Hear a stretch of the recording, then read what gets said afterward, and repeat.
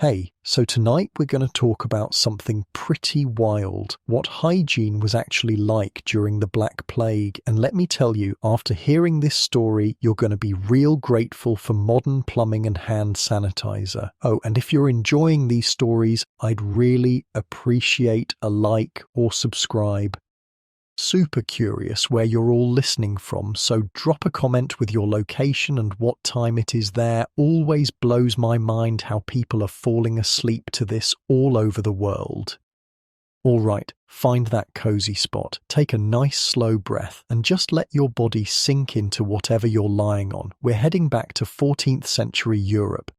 So congratulations, you just woke up in medieval Europe 1347. Your eyes blink open in the dim light of dawn, filtering through the cracks of your small wooden home. You're not lying on a soft mattress with Egyptian cotton sheets. Nope, you're on a straw-filled sack on the floor, sharing the warmth with your entire family. That musty smell filling your nostrils? Well, honestly, you can't remember the last time. The straw crunches as you shift positions. Itchy little bites pepper your skin. You scratch absently, used to the constant companionship of fleas and lice that call your bedding home. They're just part of life. Everyone has them. From the poorest peasant to the richest noble, these little biters don't discriminate, though the nobles might change their straw a bit more often than you can afford to. A rustling sound catches your attention. Rats. They're everywhere in medieval Europe, in the walls, under the floorboards, in the thatched roof above. They scurry through the streets, the fields, the storage bins where grain is kept. Nobody thinks much about them. They're just another fact of life, like the mud in the streets or the smoke from the cooking fires. You sit up, your back stiff from the hard floor. The rest of your family is still sleeping. Your spouse, your children, maybe your parents or in-laws too. Everyone piled together in one room, bodies providing warmth against the morning chill. Privacy isn't really a concept in 1347. Not for ordinary folks, anyway. Good news, you do actually wash your face and hands most mornings. Despite what people think about medieval hygiene, folks did try to stay reasonably clean when they could. Bad news, the water comes from the same well that everyone in the neighborhood uses, and it's questionable at best. You splash the cold water on your face from a wooden basin. No soap, though. Well, not like we think of soap today. Making soap is a whole complicated process involving ashes and animal fat, and most regular people don't bother with it daily. The rich might have fancy olive oil soaps, but you're not rich. You're just trying to get through another day without catching whatever illness is going around this season. And man, there's always something going around. Fevers, flux, consumption, sweating, sickness. Life is fragile. You've already buried at least a couple of children. Everyone has. It's just how things are. You step outside to relieve yourself. If you're lucky, your home has a designated area for this, maybe a bucket or a hole in the ground. If you're not so lucky, or if it's too cold to venture outside, there might be a chamber pot under the bed. Either way, the waste doesn't go far. It might be tossed into the street, or if you're a bit more considerate, carried to the nearest river or stream. Yeah, the same rivers and streams where people collect water and wash clothes. Sense a problem brewing? The streets aren't exactly what you'd call clean. In cities, they're narrow, muddy, and filled with, well, everything. Human waste, animal waste, food scraps. Whatever people don't want inside their homes ends up outside. The smell is something modern noses would find unbearable. But you're used to it. That's just what life smells like. In some of the more advanced cities, there might be laws against dumping waste in the streets, but they're rarely enforced. In many places, pigs roam freely, eating whatever garbage they find. It's a primitive waste disposal system, but it's what you've got. You make your way to the town well to draw water for the day. Women are gathered there, chatting, exchanging news and gossip. This is the medieval social media, face-to-face conversations where information, both reliable and not, spreads from person to person. "Did you hear about the strange illness in the southern port cities?" one woman whispers. "They say people are dying by the hundreds." "It's God's punishment," another replies firmly, "for the sins of the people. I heard it was the Jews poisoning the wells," a third adds, her voice dropping even lower. You listen, a slight chill running down your spine despite the morning sun warming your face. Rumours of illness aren't new, but something about the way they're talking, the fear in their voices, feels different. You push the thoughts away. There's work to be done, food to prepare, animals to tend, fields to work, depending on your station in life. Medieval life doesn't leave much time for worrying about things happening in distant cities. Back home, you break your fast with a chunk of dark bread and maybe some ale. Yes, ale, even for breakfast. Water isn't always trusted for drinking, but the brewing process makes ale safer. Even children drink it, though it's weaker than what adults consume. Your teeth? They're probably not in great shape. Dental hygiene consists of maybe rubbing them with a rough cloth or using a chewed stick as a makeshift toothbrush. Some people rinse with wine or vinegar to freshen their breath. The rich might use mixtures containing herbs or honey. Toothaches are common and devastating. There's not much to be done except perhaps pulling the offending tooth if it gets bad enough. As the day progresses, you go about your business. Maybe you're a craftsperson working leather or metal or wood. Maybe you're a farmer tending crops or animals. Maybe you're a merchant selling goods in the marketplace. Whatever your trade, it likely involves physical labor, dirt, and sweat. Speaking of sweat, contrary to popular belief, medieval people did bathe. Not daily, perhaps, but they didn't go their whole lives without washing either. How often you bathe depends on a few things: your social status, where you live, the time of year, and your access to water. If you're in a city, there might be public bathhouses where you can go to get clean. These are social places where people gather not just to bathe, but to socialize, eat, drink, and relax. Some are gender segregated, others aren't. Some have reputations for activities beyond just bathing, if you catch my drift. If you're wealthy, you might have a wooden tub that servants fill with heated water for your private bath. If you're of more modest means, bathing might be a communal affair in a larger tub or a quick wash in a river or stream during warmer months. But here's the thing. Bathing is becoming less common. There's a growing belief among physicians that water, especially hot water, opens the pores and makes the body vulnerable to illness. This idea will gain more traction in the coming years, especially after the events about to unfold. As you move through your day, you're surrounded by smells that would overwhelm a modern person. Body odor, yes, but also smoke from fires, animals and their waste, food, both fresh and rotting, tanning leather, dyeing cloth. All the processes of medieval life create a tapestry of odors that's just the backdrop of your existence. You don't notice it anymore. Some people carry small pomanders, balls of scented materials like herbs, flowers, or spices, to hold near their noses when passing particularly foul-smelling areas. Others tuck fragrant herbs into their clothes. The wealthy might use perfumes made with exotic ingredients, but mostly people just live with the smells. As evening approaches, you might stop by the local tavern for some stronger ale and conversation. News travels slowly in the medieval world, but it does travel. Merchants, pilgrims, and other travellers bring stories from distant places, and the stories they're bringing now are troubling. There are whispers of a terrible disease sweeping through Mediterranean ports. They say it started somewhere in the east, maybe China or India, and travelled along the trade routes. They say it kills quickly and horribly. They say no one knows how to stop it. Some call it the Great Mortality. Later, people will call it the Black Death.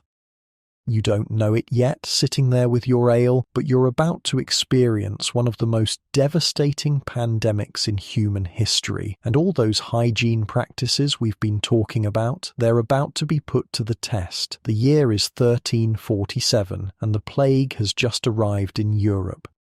In October of that year, 12 ships dock at the Sicilian port of Messina. They've come from the Black Sea carrying cargo and something else, something invisible and deadly. Most of the sailors aboard these ships are already dead or dying from a mysterious illness.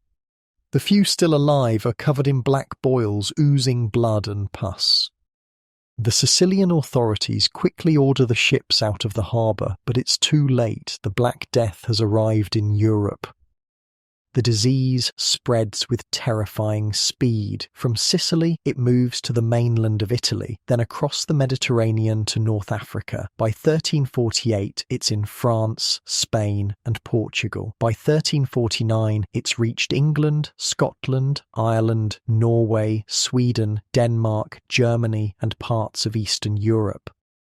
You didn't know about germs or bacteria or viruses. No one did. Microscopes won't be invented for centuries. The idea that tiny, invisible creatures could enter your body and make you sick would have seemed like fantasy. Instead, people had other explanations for disease. The most common was the theory of miasma, bad air. It was believed that disease spread through foul odours emanating from rotting organic matter. This wasn't entirely wrong. Areas with poor sanitation did tend to have more illness, but it missed the actual mechanism of transmission. Other theories were less scientific. Many believed the plague was divine punishment for humanity's sins. Some blamed particular groups, especially Jews, leading to horrific persecutions. Some thought it was caused by an unfavourable alignment of planets. Some believed it could be spread by sight, that just looking at a plague victim could infect you. In the absence of understanding, fear flourished, and there was plenty to fear. The symptoms of the plague were horrifying. The most common form was bubonic plague, characterized by painful swollen lymph nodes called buboes, particularly in the neck, armpit, and groin. These buboes could grow as large as an apple, turning black as they filled with blood and pus. Victims also suffered high fevers, vomiting, delirium, and bleeding under the skin that caused dark blotches. There was also pneumonic plague, which infected the lungs and could be spread directly from person to person through coughing and sneezing, and septicemic plague, where the bacteria infected the bloodstream. These forms were even deadlier than the already lethal bubonic form. Without antibiotics or modern medical care, the mortality rate was staggering. In some places, 80% of those infected died. Overall, it's estimated that the Black Death killed between 75 and 200 million people, up to 60% of Europe's entire population. As the plague approaches your town, daily life begins to change. Fear grips communities. Some people flee to the countryside, hoping to escape infection. Others lock themselves in their homes, refusing to interact with anyone. Some turn to religion, participating in mass prayers and processions. Others abandon restraint entirely, figuring they might as well enjoy whatever time they have left. The authorities, such as they are, try to implement measures to control the spread. Some cities ban outsiders from entering, others require quarantines for new arrivals. The word quarantine comes from the Italian 40 giorni, meaning 40 days, the length of time ships were required to remain isolated before passengers and crew could go ashore in some Italian cities. But none of it seems to work. The plague continues its inexorable spread, leaving death and devastation in its wake, and now it's reached your town. The first cases appear on the outskirts, a family living near the road that leads to the next town over. They'd hosted a travelling merchant a few days prior. Now they're all sick. Word spreads quickly. People are frightened. Some immediately blame the family. They must have sinned grievously for God to punish them so. Others quietly pack up their belongings, planning to leave before the disease can take hold. The local priest leads prayers for deliverance. The town's meagre medical practitioners, probably not university-trained physicians who are rare and expensive, but rather barber surgeons, herbalists, midwives, or others with some healing knowledge, prepare what remedies they can.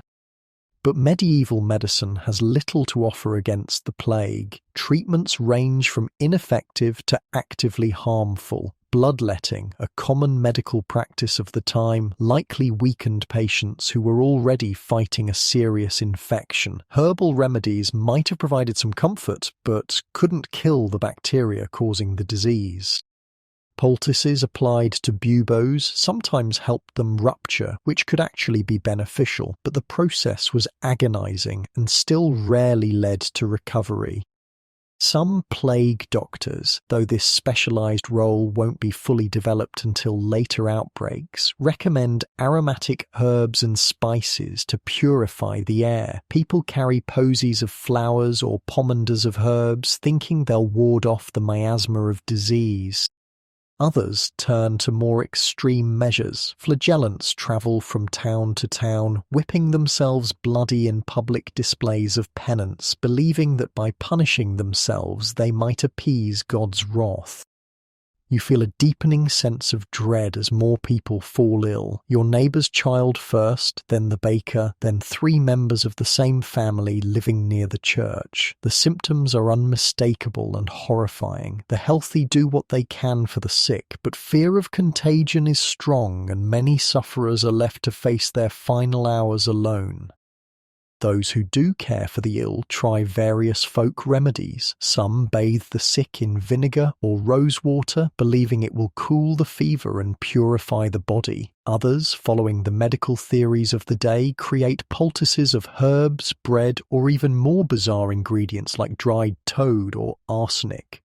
Some lance the buboes and drain the pus, which is excruciating for the patient and dangerous for the caregiver, as the material is highly contagious.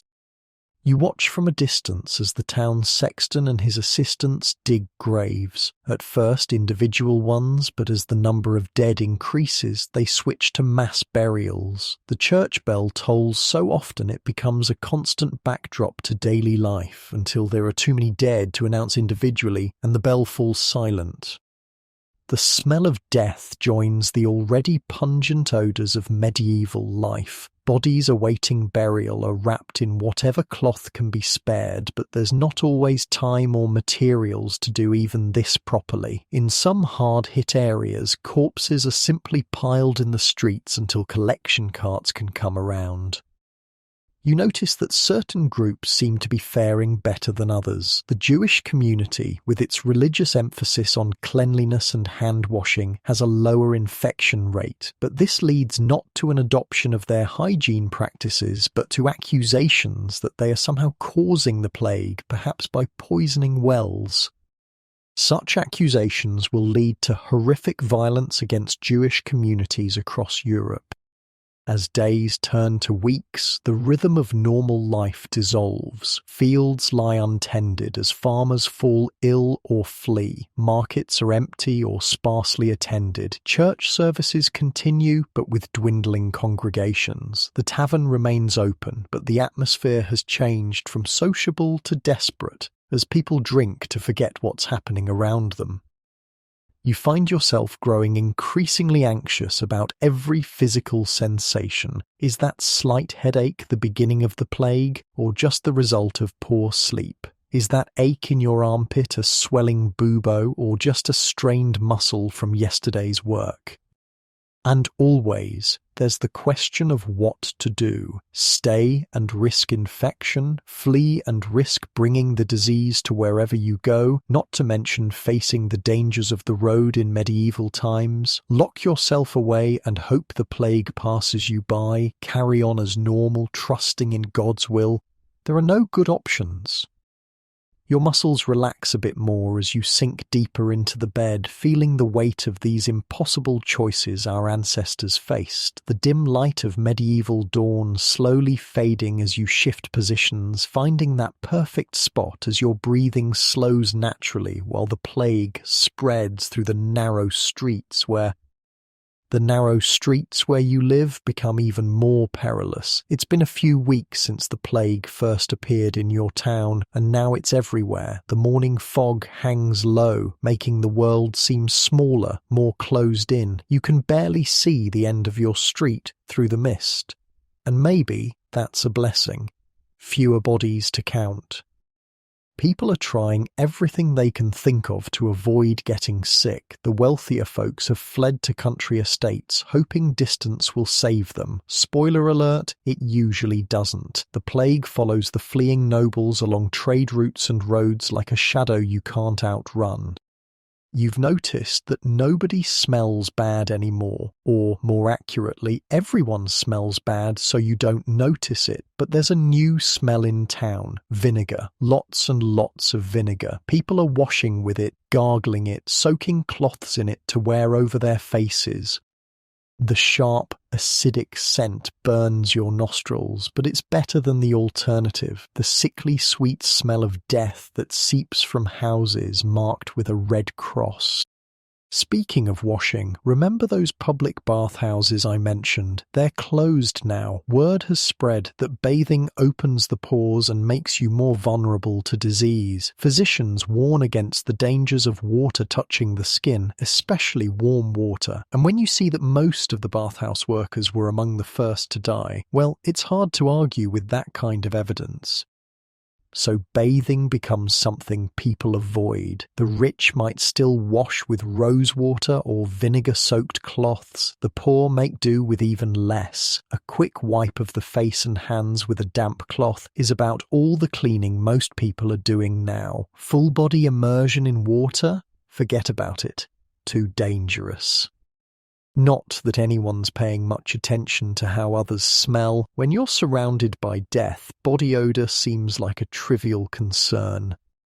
What people are concerned about is the air itself. The miasma theory, the idea that disease spreads through bad air, has taken firm hold. It's not entirely wrong. The plague actually can spread through the air in its pneumonic form, though no one understands the mechanism yet. But the methods people use to protect themselves are creative.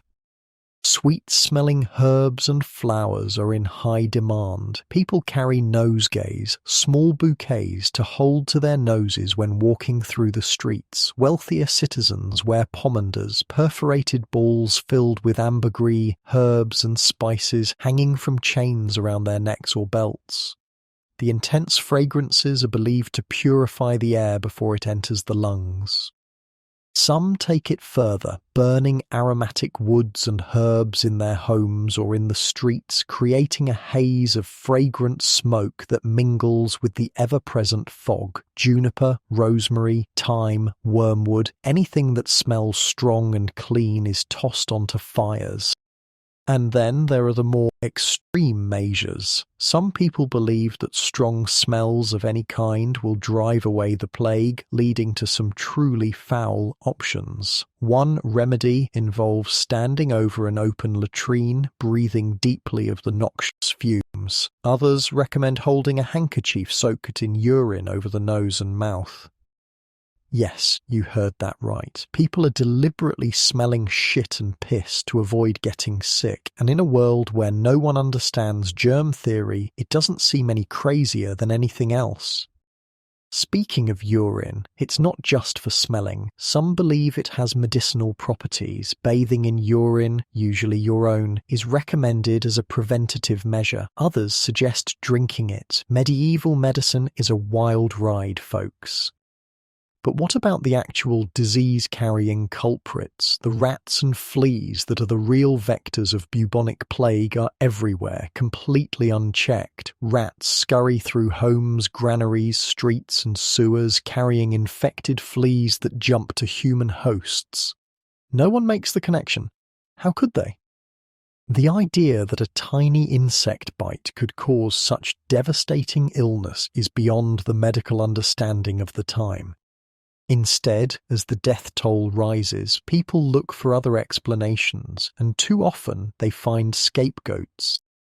The Jewish communities, with their religious emphasis on cleanliness and hand-washing, tend to have lower infection rates. This should be a clue that hygiene matters, but instead it leads to horrific accusations. Christians claim that Jews are poisoning wells to spread the plague deliberately. This conspiracy theory spreads almost as fast as the disease itself, leading to massacres across Europe. In some cities, Jewish people are rounded up and burned alive. In others, they're given the choice to convert to Christianity or face execution. Some communities are entirely wiped out, not by the plague, but by their neighbors. The Pope himself speaks out against these persecutions, pointing out that Jews are dying from the plague too, but fear and ignorance are powerful forces. Other marginalized groups face similar persecution. Lepers, already isolated from society, are accused of spreading disease. So are foreigners, travelers, and basically anyone who seems different. Cats, believed to be associated with the devil, are killed in large numbers, which ironically probably helps the rat population thrive, spreading more plague. Meanwhile, those tasked with healing the sick are fighting a losing battle. University-trained physicians are rare and expensive, mostly serving nobility. The common people rely on a mix of practitioners, barber surgeons, apothecaries, herbalists, midwives, and empirics. Healers, who learn through experience rather than formal education. These healers do what they can, working with the medical knowledge available, which is based largely on the theory of the four humours. According to this theory, the body contains four fluids, or humours: blood, phlegm, black bile, and yellow bile, which must be kept in balance for good health. Illness occurs when these humours are out of balance. Treatment, therefore, focuses on restoring balance. For the plague, this often means bloodletting, cutting a vein to drain excess blood from the body. Leeches might be applied for the same purpose. Purgatives and emetics are administered to expel bad humours through vomiting and defecation. None of this helps, of course. In fact, bloodletting probably weakens patients who are already fighting a serious infection. But in the absence of understanding about bacteria and infection, it's the best medical science has to offer. Some healers take a more herbal approach, creating complex mixtures of plants, minerals, and animal products. Theriac, a compound containing dozens of ingredients including opium and sometimes ground-up viper flesh, is a popular but expensive remedy. More common are poultices of herbs applied directly to buboes, or teas and tinctures to be consumed. Religious remedies are just as common as medical ones. People pray, make offerings, and participate in processions to beseech God for mercy. Some towns organize massive religious demonstrations, hoping collective piety will stem the tide of death.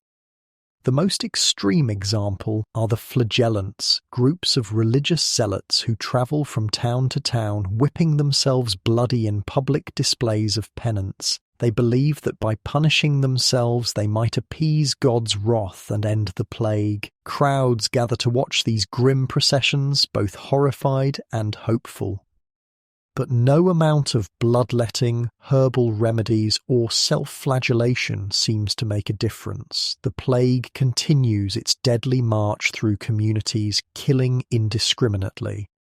As the crisis deepens, a specialized role emerges in some areas. The plague doctor, though the iconic beaked mask won't become standard until later outbreaks, physicians who specifically treat plague victims begin to adopt protective clothing. They wear long waxed cloaks, gloves, and head coverings, trying to minimize skin exposure. Some carry wands or sticks to examine patients without touching them. These early plague doctors also use herbs and aromatics to protect themselves, following the miasma theory. They stuff herbs into masks or hold pomanders near their faces when treating the sick. Some even smoke tobacco, recently introduced to Europe, believing the smoke will purify the air they breathe. Their treatments are limited and largely ineffective. They lance buboes to drain the infected pus, apply various poultices and herbal preparations, administer purges and emetics, and perform bloodletting. They keep meticulous records of symptoms and outcomes, trying to make sense of the disease, but without understanding its true cause, they make little progress. For most victims, the presence of a plague doctor is less about hope for recovery and more about preparing for death. These physicians often serve as witnesses for hastily drafted wills and provide what comfort they can to the dying. The dead present their own problems. In normal times, burial is a religious affair with established rituals. Bodies are washed, dressed in clean clothes, and laid out for a period of watching before burial in consecrated ground, usually the churchyard. Prayers are said, bells are rung, and the community gathers to mourn. But these aren't normal times. There are too many dead for traditional burials. Church bells that initially tolled for each death eventually fall silent. There are simply too many to announce. Gravediggers can't keep up with the demand for their services. Coffins run out, then shrouds, until bodies are simply wrapped in whatever cloth can be spared or dumped directly into mass graves. In the hardest-hit areas, collection carts move through the streets, accompanied by calls of "Bring out your dead." Bodies are piled onto these carts and transported to mass burial pits outside town walls. Sometimes the collectors are criminals, forced into this grim work in exchange for pardons or payment. Sometimes they're desperate people who have lost everything and need the money.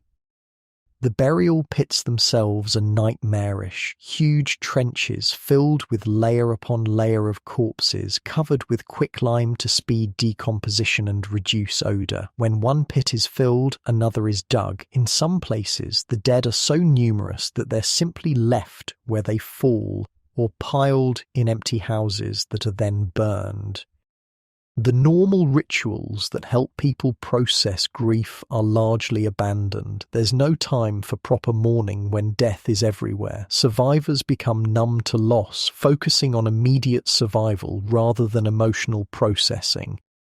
And survival becomes increasingly challenging as the social fabric unravels. Fields lie untended as farmers die or flee. Food becomes scarce in some areas. Markets close or operate sporadically. Essential services break down as those who provide them succumb to the disease.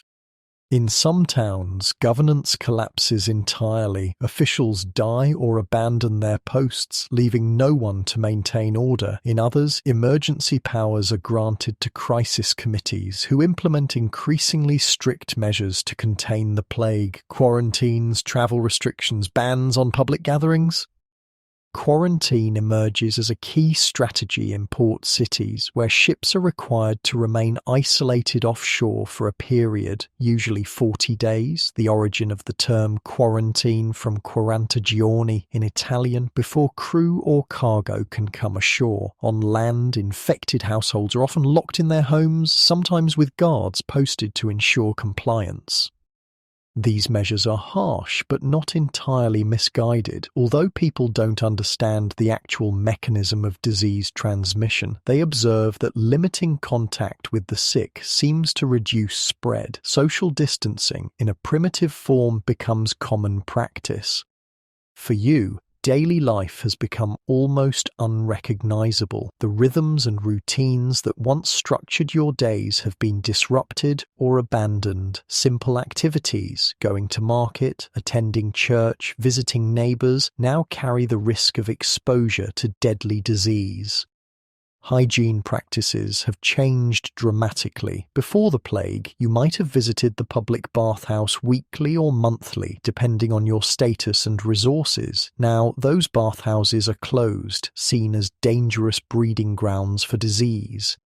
Instead, you clean yourself with vinegar-soaked cloths, believing the strong smell will protect you from miasma. You carry a pomander of aromatic herbs when you must venture outside, holding it to your nose in crowded areas or when passing houses marked with the red cross of plague.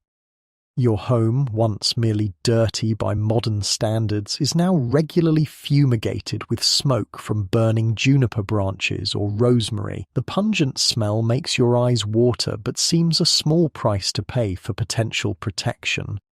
Food and water are sources of anxiety. Some believe the plague can be transmitted through contaminated food, leading to elaborate preparation rituals. Bread is carefully examined for signs of spoilage that might indicate poisoning. Water from public wells is viewed with suspicion, especially after rumors of deliberate contamination spread. Many people turn to alcohol instead of water, drinking ale, beer, or wine with most meals. The brewing and fermentation processes make these beverages safer than potentially contaminated water, though no one understands the science behind this yet. They just know that people who drink alcohol seem to get sick less often than those who drink primarily water.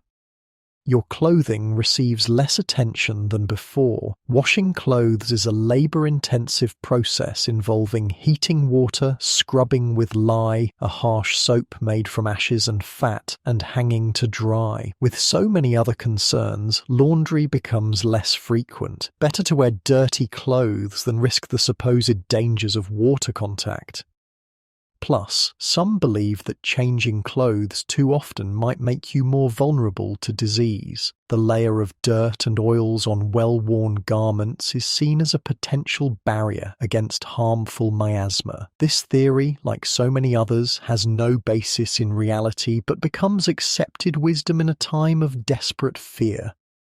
Sleep is difficult. The constant anxiety, the sounds of suffering from nearby houses, the uncertainty of whether you'll wake in the morning or develop symptoms during the night, all conspire to make rest elusive. Many report vivid nightmares when they do sleep, their subconscious processing the horrors of daily life.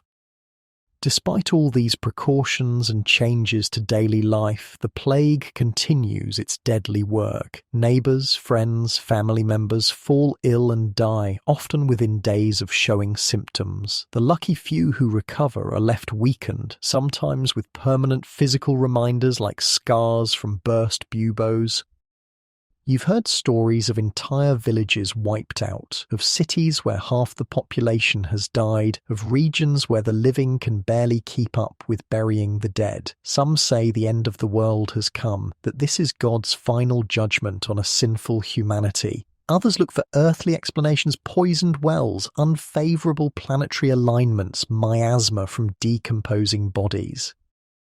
No one suspects the actual culprits, the rats that scurry through streets and homes carrying fleas infected with Yersinia pestis bacteria. These tiny insects jump from rats to humans, delivering the deadly bacterium through their bites. In some cases, the infection spreads to the lungs, allowing direct transmission from person to person through coughing and sneezing. This complex chain of transmission won't be understood for centuries. In the meantime, people do what they can with the knowledge they have, implementing hygiene and protection measures that range from moderately helpful to actively harmful to completely irrelevant. And through it all, life somehow continues. People still work when they can, still eat and drink, still find moments of connection and even joy amidst the horror. The human spirit proves remarkably resilient, even in the face of catastrophe on an almost unimaginable scale. As another day ends, you return to your home, carefully washing your hands and face with vinegar water before eating a simple meal. The smell of burning rosemary fills the small space, mingling with the aroma of cooking food. Through the thin walls, you can hear your neighbor coughing. You try not to think about what that might mean. Tomorrow will bring more of the same, more death, more fear, more desperate measures against an enemy no one truly understands. But for now, there's food, shelter, and the fact that, at least for today, you've survived. Your breathing slows a bit, the weight of medieval existence heavy on your chest but somehow not crushing. The tension in your shoulders releases slightly as you imagine those vinegar-soaked cloths, the sting in your nostrils almost comforting in its harshness. You shift positions, settling deeper into your modern bed as the medieval town around you grows quiet, except for the occasional sound of the death cart's wheels on cobblestones as it makes its rounds, collecting the day's victims. While the death cart makes its grim rounds through the narrow streets, some people are surviving. Not many, but some. And the question everyone's asking is, why them? Why do some people catch the plague and die within days, while others living in the same house remain healthy? Nobody has the right answer, of course. They won't for centuries, but they have plenty of theories, and these theories shape how people approach hygiene and health during this nightmare. Some believe it's purely divine selection, God choosing who lives and who dies based on spiritual merit. Others think it has to do with the alignment of stars and planets at the time of your birth, or your particular balance of the four humours, and some notice patterns that are actually useful even if they don't understand why. One thing people start to realise, the wealthy seem to be dying at lower rates than the poor. This isn't universal. Plenty of nobles and rich merchants succumb to the Black Death, but overall, if you're well off, your chances are better. What they don't understand is why. We know now that it's partly because the wealthy have better nutrition, larger homes with less crowding, the ability to flee infected areas, and access to better medical care, though better is relative in the 14th century. But they also have certain